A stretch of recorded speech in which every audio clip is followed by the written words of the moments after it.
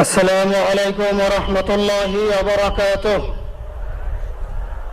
نحمده ونصلي على رسوله الكريم، أما بعد، فأعوذ بالله من الشيطان الرجيم.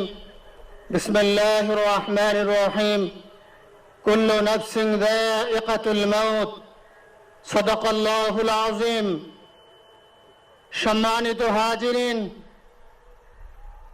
আজকের এই লক্ষ লক্ষ তৌহিদি জনতা, আপনারা হাজির হয়েছেন আমার কলিজার টুকরো ছোট ভাই শহীদ শরীফ ওসমান হাদির জানাজার নামাজে অংশগ্রহণ করার জন্য।